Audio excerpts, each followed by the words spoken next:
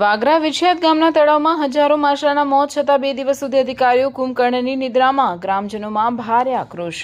વાગરા તાલુકાના વિછિયાત ગામમાંથી સરકારી તંત્રની અક્ષમય, નિષ્ક્રિયતા અને ઘોર બેદરકારીનો શરમજનક કિસ્સો પ્રકાશમાં આવ્યો છે। ગત 2 જુલાઈના રોજ ગામના તળાવમાં હજારોની સંખ્યામાં માછલાના રહસ્યમય અને સામૂહિક મોત થતાં સમગ્ર પંથકમાં હાહાકાર મચી ગયો છે। ઘટનાની ભયાવહતા જોતા ગામના આગેવાન પ્રદીપસિંહ યાદવે તાત્કાલિક સ્થાનિક તલાટી અને સરપંચને વાકેફ કર્યા હતા, જેમણે ફરજના ભાગરૂપે વાગરા મામલતદાર અને તાલુકા વિકાસ અધિકારીને લેખિતમાં કટોકટી અંગે તાકીદે લેખિતમાં જાણ કરી હતી। પરંતુ અત્યંત આઘાતજનક બાબત એ છે કે આટલી મોટી પર્યાવરણીય હોનારત અને જાહેર આરોગ્યના જોખમ છતાં 2 દિવસ સુધી એક પણ સરકારી અધિકારી ઘટના સ્થળે ફરકવાની તસદી સુદ્ધા લીધી ન હતી।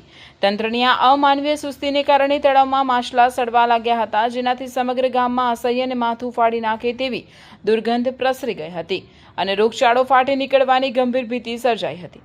તંત્રના પાપે નિર્દોષ ગ્રામજનોના માથે તોડાતા આરોગ્યના સંકટને જોઈને આખરે ગામના આગેવાન પ્રદીપસિંહ યાદવે માનવતા દાખવી પોતાના સ્વખર્ચે જેસીબી અને ટ્રેક્ટર બોલાવી મોટો ખાડો ખોદાવ્યો હતો અને આ દુર્ગંધ મારતા મૃત માછલાઓનો નિકાલ કરવાની ફરજ પડી હતી। સ્થાનિક વહીવટીતંત્ર જ્યારે લાજવાને બદલે ગાજતું રહ્યું, ત્યારે મીડિયામાં આંધળા બહેરા તંત્ર સામે સમાચાર વાયરલ થતાં જ ગુજરાત પ્રદૂષણ નિયંત્રણ બોર્ડની ઊંઘ ઉડી હતી અને તેમની ટીમ દોડતી ઘટના સ્થળે પહોંચી હતી। જીપીસીબીની ટીમે મોડે પાણીના નમૂના લઈ તપાસ અર્થે મોકલ્યા છે। સ્થાનિક સ્તરે ચર્ચા રહ્યું છે કે તળાવમાં કોઈ અસામાજિક તત્વો કે સંસ્થા દ્વારા પ્રતિબંધિત સરકારી દવાઓનો મોટો જથ્થો ફેંકીને પાણીને ઝેરીલું બનાવી દેવાયું છે।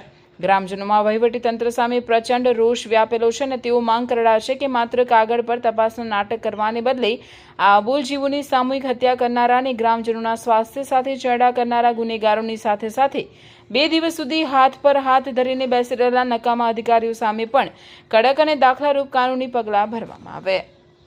જાણવા મળ્યું કે ગામ વિછિયાત ગામના તળાવમાં મચ્છી તળાવમાં મરી ગયેલી જોવા મળી, ગામના લોકો દ્વારા જોવામાં આવ્યું અને મને જાણ થઈ તો અમે ત્યાં તળાવે આવીને જોયું કે મચ્છી વધારે પ્રમાણમાં હજારોની સંખ્યામાં ત્યાં મૃત થઈ।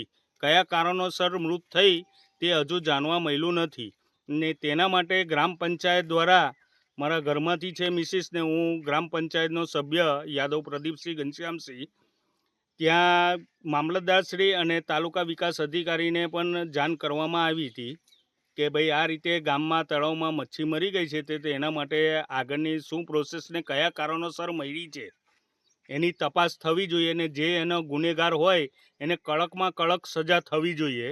અમે અમારી ગામની ફરજ અદા કરીને એને તળાવમાંથી મચ્છી કાઢી અને ટેલરમાં લઈ જઈ અને ગામની બહાર લઈ જઈને એને ખાડો કરી અને અંદર એને માટીમાં નાખીને એને દફનાવી દીધેલી છે, બરાબર। એ રીતે 3 દિવસથી સતત કાર્યક્રમ આ ચાલુ જ રહે છે, તો પણ હજુ કોઈ અધિકારી કોઈ અહીંયા ગામ પર જોવા આવ્યા નથી।